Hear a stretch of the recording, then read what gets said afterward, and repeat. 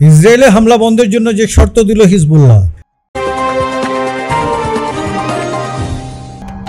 ইসরায়েলে হামলা থামানোর জন্য মাত্র একটি শর্ত দিয়েছে বিশ্বের বৃহত্তম সশস্ত্র ইসলামী গোষ্ঠী হিজবুল্লাহ। সেই শর্তটি হলো ইসরায়েলের প্রতিরক্ষা বাহিনীকে অবশ্যই গাজায় সামরিক অভিযান বন্ধ করতে হবে। হিজবুল্লাহর অন্যতম শীর্ষ নেতা ও সাংগঠনিক উপপ্রধান শেখ নাঈম কাশেম তথ্য নিশ্চিত করেছেন। মঙ্গলবার মার্কিন সংবাদ মাধ্যম অ্যাসোসিয়েটেড প্রেসকে দেওয়া এক সাক্ষাৎকারে শেখ নাঈম কাশেম বলেন, হামাসের মিত্র হিসাবে আমরা এখন থেকে ইসরায়েলে হামলা চালাচ্ছি। গাজায় যদি যুদ্ধবিরতি হয়, অর্থাৎ ইসরায়েলি বাহিনী যদি সেখানে অভিযান বন্ধ করে, আমরা সঙ্গে সঙ্গে হামলা বন্ধ করে দিব।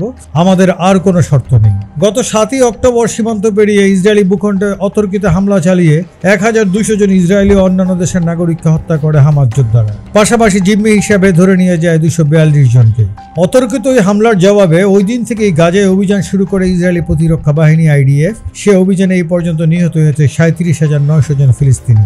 এদিকে ইসরায়েলি বাহিনী গাজায় অভিযান শুরুর 1 মাস পর থেকে ইসরায়েল লেবানন সীমান্ত থেকে ইসরায়েলের বিভিন্ন সামরিক বেসামরিক স্থাপনা লক্ষ্য করে ক্ষেপণাস্ত্র ও রকেট হামলা শুরু করে হিজবুল্লাহ। সে হামলার জবাব দেওয়া শুরু করেছে আইডিএফ। টালি বলেছে, হিজবুল্লাহ ও আইডিএফ এর পাল্টাপাল্টি এই হামলায় গত 7 মাসে লেবাননে নিহত হয়েছেন 481 জন, তাদের মধ্যে বেসামরিকদের সংখ্যা 94 জন। অন্যদিকে লেবাননের হামলায় ইসরায়েলে নিহত হয়েছে 15 জন সেনা, 11 জন বেসামরিক। তবে সম্প্রতি গাজায় ইসরায়েলি বাহিনীর অভিযানের তেজ খানিকটা কমে আসছে।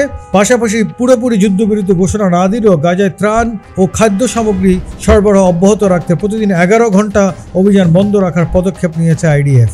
সম্প্রতি ইসরায়েল বিভিন্ন কারাগারে বন্দী কয়েকজন ফিলিস্তিনিকে মুক্তিও দেওয়া হয়েছে। আন্তর্জাতিক নিরাপত্তা বিশ্লেষকদের মতে ইসরায়েল এখন বেশি মনোযোগ দিচ্ছে ইরানের মদতপুষ্ট হিজবুল্লাহ গোষ্ঠীর দিকে।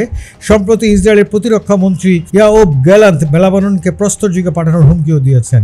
এই প্রসঙ্গে এপির এক প্রশ্নের জবাবে শেখ নাঈম কাশেম বলেন, আমরা নিজেরাও খানিকটা বিভ্রান্তির মধ্যে আছি, কারণ গাজায় এখন যুদ্ধবিরতির মাঝামাঝি একটা অচল অবস্থায় আছে। তবে ইসরায়েল যদি হিজবুল্লাহর বিরুদ্ধে যুদ্ধ ঘোষণা করে, তাহলে পুরো মধ্যপ্রাচ্যে অস্থিরতা কয়েক গুণ বেড়ে যাবে।